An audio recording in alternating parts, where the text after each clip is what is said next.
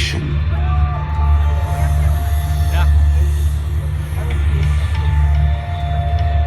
Once considered a kind of alchemy.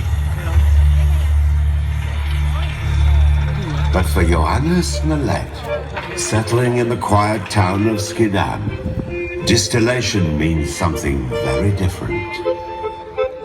In 1691, he sets up a business with his sons as a distiller of the finest spirits.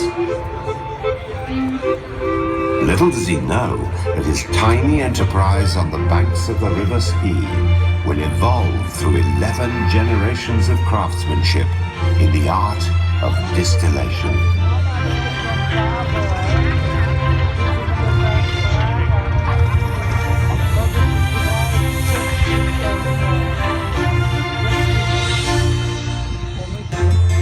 This is the dawn of the Age of Reason, a revolution in science, philosophy, politics, and society, sweeping away medieval thought. For the Nolet family, it's a period of cautious expansion. Johannes' son Jacobus ensures a reliable supply of malt by purchasing a share in a local windmill. His son Johannes exports Geneva for the first time. And the family have become respected citizens, active in charities, and distinguished members of the Distillers Guild. Schiedam itself is changing. As more businesses produce the spirits, they place it at the center of Holland's distilling tradition. The family's secret ingredients and the knowledge to use them are passed on from generation to generation. Another Johannes, the fourth generation, expands the distillery next to the town's new grain exchange, and he goes on to become mayor of Schiedam. By now, the town has become the world's capital of spirits. Its windmills, some partly financed by the Nolets, are the tallest in the world, and it boasts Holland's first public park, the Plantage. The Nolets build their homes overlooking its lawns. The world is changing fast. Johannes Nolet admires the founding fathers of the American Revolution, and his brother Jacobus makes the acquaintance of John Adams, who later becomes the second president of the United States. It's the start of a transatlantic connection that will help shape the company's future.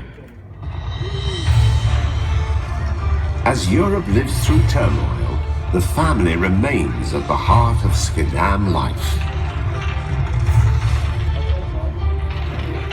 Another Johannes consolidates Nolet's reputation by opening the distillery in its present location at Hoofdstraat.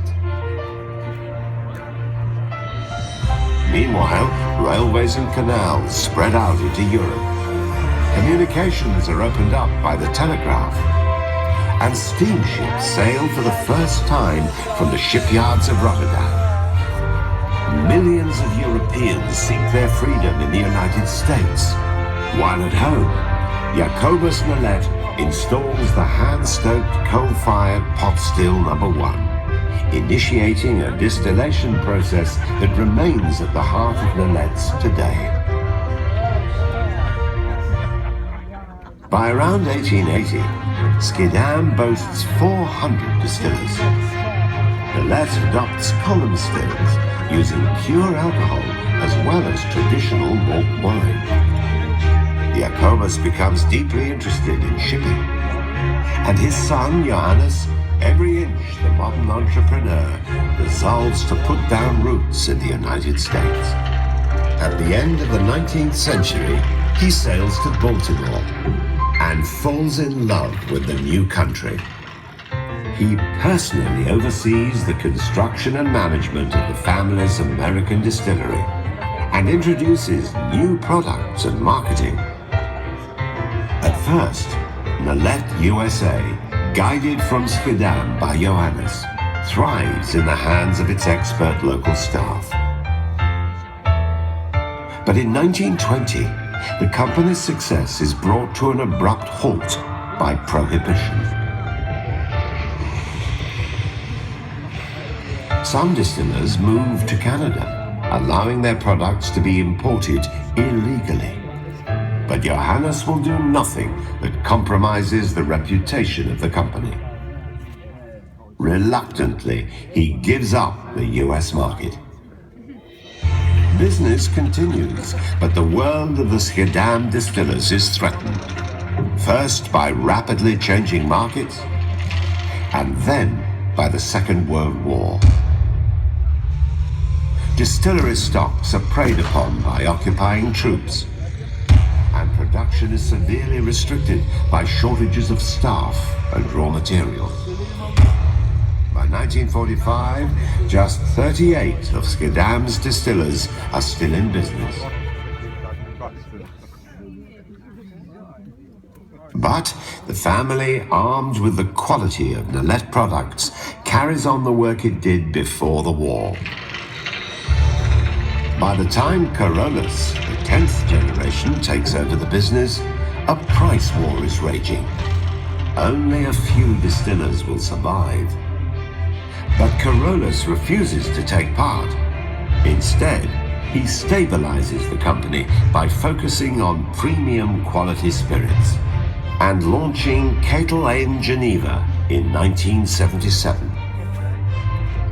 In the early 80s, in search of a new export market, he travels to America and immerses himself in US cocktail culture. What he discovers changes the company's fortunes forever.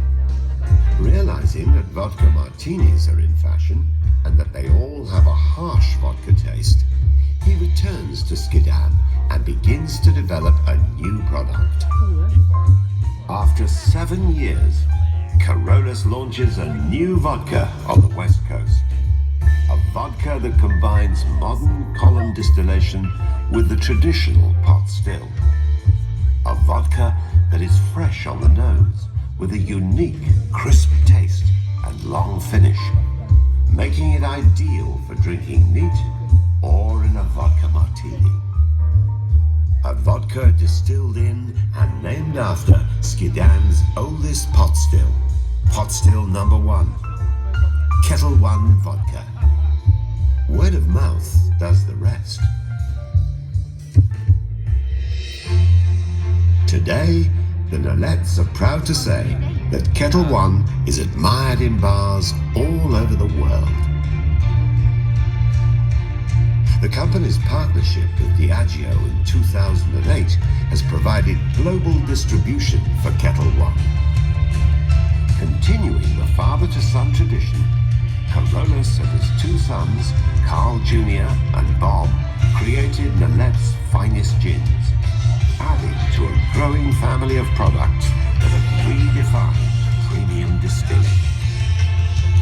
The distillery has expanded along both banks of the River Ski and upwards in the form of a new Schiedam landmark, the Windmill de Nolet. And meanwhile, the science and the art of distilling have been safely handed down to an 11th generation.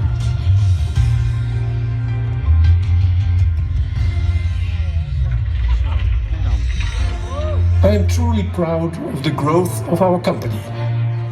I am the 10th generation of the family, and it humbles me to represent a heritage that already spans 325 years. But I also know that heritage cannot live without energy.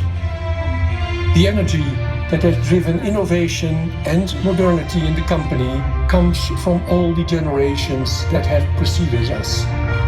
It comes from Carl Jr. and Bob, the heart and soul of Nolet today and tomorrow. And it's amplified 1,000-fold by the brilliance and passion of Nolet's people, working to build our brands here in Schiedam and in every corner of the world. Ladies and gentlemen, you are the future. Thank you for your support and being part of the Nolet family today.